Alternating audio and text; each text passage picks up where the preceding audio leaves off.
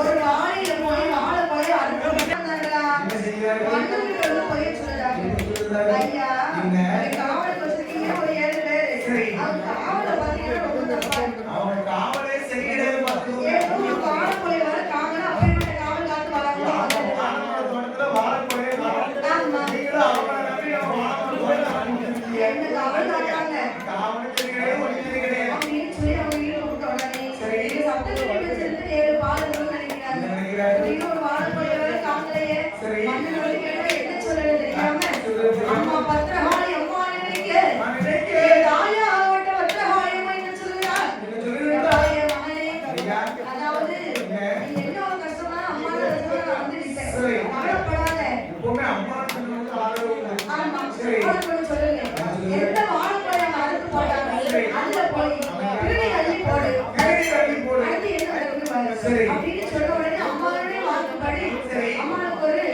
நன்றி சொல்லிவிட்டு திருடி அள்ளி விட்டு அறுத்த வாழை இலையை போடும்போது அப்படின்னு சொல்லி திருடி அள்ளி போடுறாங்க அந்த அறுத்த அந்த வாழை கொப்புல இருந்து ஒரு கொப்புல 2 வாழைப்பழம் ஒரு கொப்புல 2 வாழைப்பழம் ஆமா அண்ணன் வந்து பாக்குறாரு எங்க வாழைப்பழம் அது வரதுன்னு சொல்றாங்க வந்து அவன் வாழைப்பழம் காணோம்னு சொன்னா வாழைப்பழம் கலவு போயிட்டு சொன்னா அந்த 7 பேர் பையன் வந்தான் ஆமா சரி பக்கத்துல ஒரு தெரிஞ்சிருக்கி அவன் எஸ்டாவும் தெரிஞ்சிருக்கி அதனால அதுக்கு ஒரு பேர் கொடுத்தாங்க பாண்டி அதாவது சோழ மகாராஜா ஒரு பேர் கொடுத்தாங்க வாழைக்கு 20 கட்ட வள்ளல் அதேங்க வாழைக்கு உலகந்த வள்ளல் ஒரு கட்ட மிக 3 மணி நேரம் வாழைக்கு 20 கட்ட வள்ளல் என்று சொல்லி பேர் கொடுத்து சான்றோர்களுக்கு ஒரு பேர் கொடுத்து அப்பேற்பட்ட சோழ நாடுகளிலே அம்மையா மகாராஜா அரண்மனையிலே வாழைமர தோட்டத்திலே காவல் காத்து வருகிறார் இவர்கள் பக்கத்தில் பெற்றிருந்த 7 பாண்டியர்களும் இவருக்கு காத்து கொண்டு வரக்கூடிய மதுரை மாநகரத்திலே என்ன கொடுக்கிறது வைகை யாரே அழைத்து ஓடுது அதாவது சரி வைகை நதியை சொன்னா ஒரு ஆள் வந்து மண் சுமந்து போட்டது வைகையான அதையும் அவனைக்கலாம் ஆமா சரி வைகையான ஒண்ணு சொல்ற ஊரே அடிச்சு கூடாது வீட்டுக்கு ஒரு ஆள்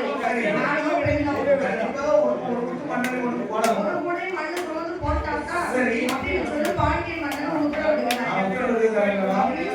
ஒரு வீட்டுக்கு ஒவ்வொரு ஆள் ஒரு மண்ணை போடுறாங்க சரி போட வைகை நதி விட்டது அது இவ்வளவு நதி அதை அடைக்க முடியுமா முடியலப்பா சரி உடனே பாண்டியன் மன்னனுடைய மந்திரி சொல்லுறாரு மன்னா பாண்டியன் மன்னா இவங்கெல்லாம் ஒரு மண்ணை போட்டு நிக்காரு சோழ நாட்டுல சோழ மகாராஜன் அரண்மனையில வீரத்தோடு 7 பிள்ளைகள் நிக்கிறாங்க அவங்க 7 பேர் வந்து மண்ணை போட்டாங்கன்னா கையால மண்ணை போட்டாலும் கண்டிப்பா தானே நிக்கும் வைகை நதி சரி அப்படின்னு சொல்லி மந்திரி சொன்ன சொல்லக்கூடிய நேரம் அது இருக்கக்கூடிய நேரத்திலே இந்த அலங்கார பந்திலே சிக்கார மேடையிலே பாடும் புலமை ஆதரிக்க வேண்டும் என்று சொல்லி பரிசளித்த செல்வச்சி பூமான் முனியவான் யாரையா இந்த